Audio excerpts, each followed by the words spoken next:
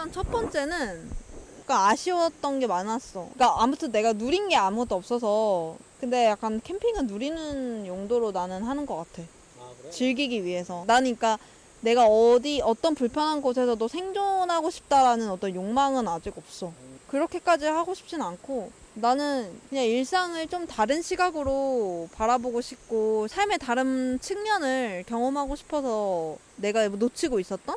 그래서 캠핑을 하는 것 같아서 우리가 예를 들어서 좀 새소리를 들으면서 깨어나는 삶을 다시 알아차리고 싶은 거고 여행으로서의 캠핑이기 때문에 어떻게 보면 우중 캠핑은 이 바람과 이 비에서도 너는 생존할 수 있는가 약간 이런 느낌이었어서 약간 이렇게까지 캠핑을 해야 되나 이런 생각도 좀 들었었고.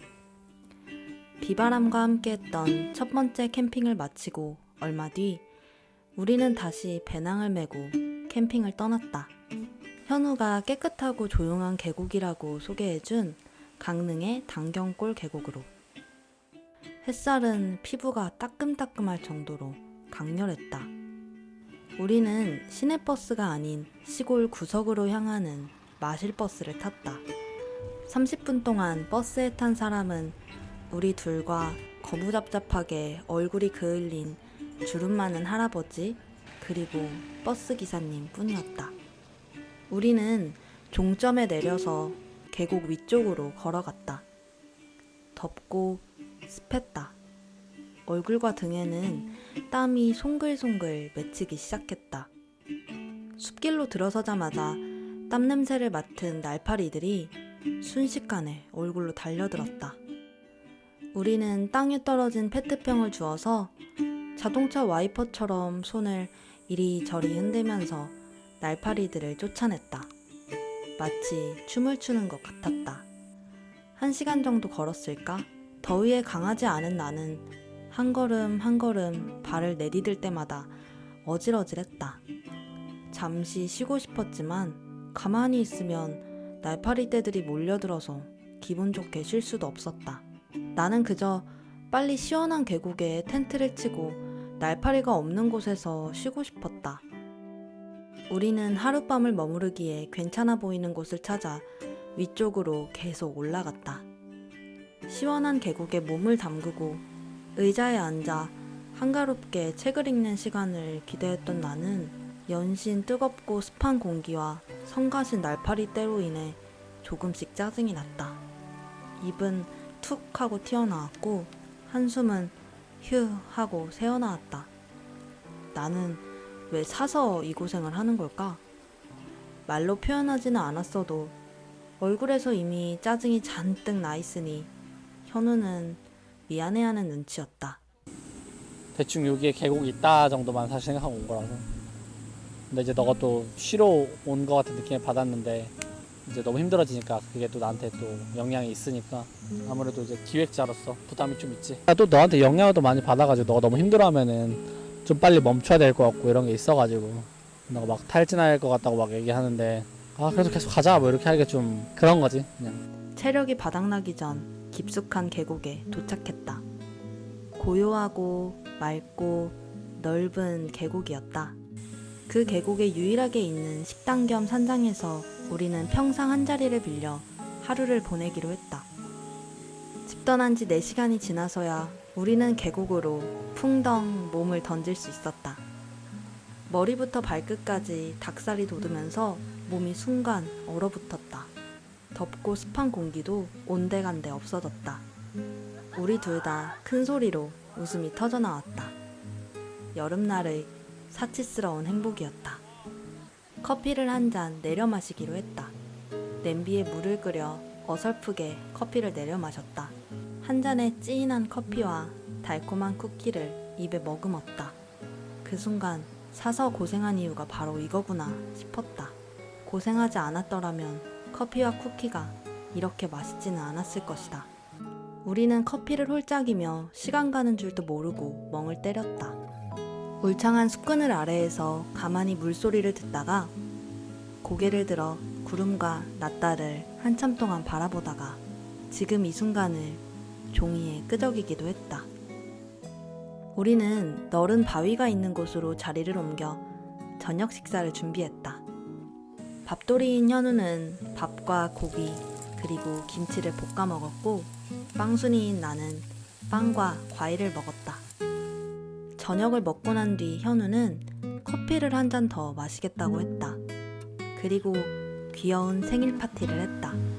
7월 4일 현우의 생일이었다.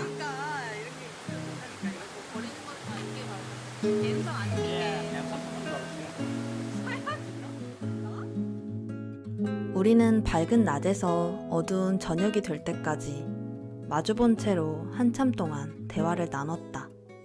근데 이렇게 의자에 앉아있고 편안하게 좀 탁 트인 곳에서 물소리 듣고 새소리 들으니까 편안하지. 멍 때리기 되게 좋고 노트북도 안 하고 이제 스마트폰도 좀 손을 떼면서 좀 멍하니 있는 시간이 좀 필요한 것 같아.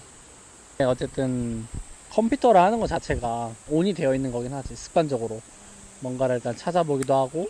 근데 여기서는 일단은 뭐 할 수 없는 환경이잖아. 그래서 이렇게 의도적으로 좀 끊어주는 것 같아. 이런. 근데 나는 확실히 자연에서 에너지를 얻는 것 같아. 어느 공간보다도 훨씬 에너지를 얻어. 그리고 오늘 또 날이 더웠는데도 그래도 이 정도 체력 소모밖에 안 됐던 것도 나는 이 숲이었기 때문에 가능했던 것 같아. 사람도 없고 숲 있고 공기가 너무 좋으니까 금방 그 내 기운이나 내가 힘들고 화가 나고 그런 안 좋은 기운이 올라왔다가도 이러고 이렇게 슉 내려가고 그래서 좋았어. 근데 이런 데서 사는 건 어떻게 생각해? 이런 데서 사는 거? 근데 우리 또 살려면 또 노트북을 가져와야 되니까 결국 여기서 말하는 게 또 지금 현 시대에 이렇게 와이파이만 되면은 다 될 수 있는 거리에 있으면 사실은 집이 그렇게 고립되는 고독의 공간이 아니라 온이 되어 있는 공간이라고 하더라고. 그래서 뭐 환경이 어떠냐기보다 얼마나 이런 네트워크를 잘 차단하느냐의 문제인 것 같아. 근데 나는 이런 데서 살 수는 있는데 우리가 너무 삶 자체가 남들의 기준에서 휴가 같은 삶을 살고 있으니까 이제 점점 더 이렇게 더 자연으로 오게 되고 이 환경이 우리의 삶 터전이 된다면 우리의 휴가는 어떻게 되는 건가라는 생각도 있고 그래서 적당히 도시와 자연이 혼재되어 있는 곳에서 살다가 좀 더 도시적인 게 필요할 땐 도시로 더 가고 자연이 필요할 땐 자연으로 가는 게 좀 더 균형 잡힌 삶이 아닐까라는 생각이 들어. 안 살아봐서 모르겠어. 근데 여기서 안 살아봐서 모르겠는데 긴 대화를 마치고 우리는 머문 자리를 정리한 뒤 선선한 밤바람을 맞으며 깊은 잠에 들었다. 새벽 3시부터 닭이 아침을 알려주었고 부드러운 바람결과 사랑스러운 새소리에 자연스럽게 눈이 떠졌다. 그치만 좁은 텐트 속에서 꼼짝 않고 자야 했기에 어깨와 허리 곳곳이 뻐근했다. 그래도 좋았다. 아무것도 하지 않고 지칠 때까지 걷고 물놀이하고 맛있게 밥을 먹고 중얼중얼 말을 주고받고 크게 하품을 하다가 포근하게 잠에 드는 그런 하루가 필요했다. 바로 어제까지의 일상이 기억나지 않을 만큼 다른 하루. 캠핑은 다른 하루를 살 수 있게 해준다. 우리는 아침 일찍 텐트를 정리했다. 짐이 별로 없어 정리하는데 시간이 오래 걸리지는 않았다.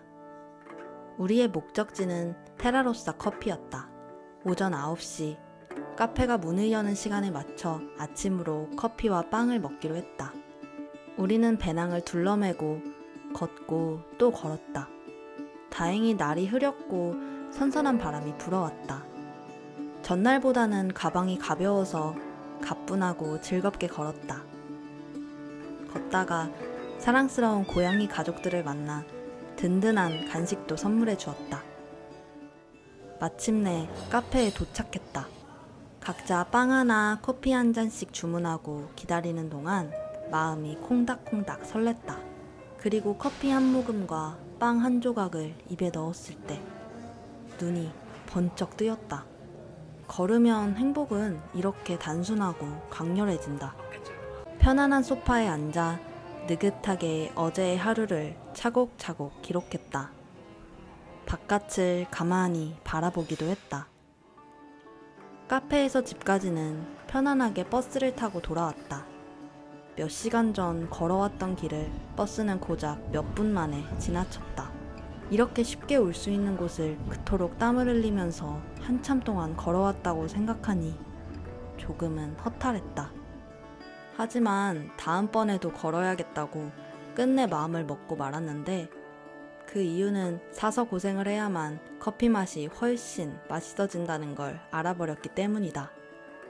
그리고 그렇게 걸어야만 비로소 시간이 천천히 흐르고 시간이 천천히 흘러야만 나는 그 시간을 더욱 생생하게 기억할 수 있다. 다음 캠핑은 또 어떤 고생과 행복이 기다리고 있을까?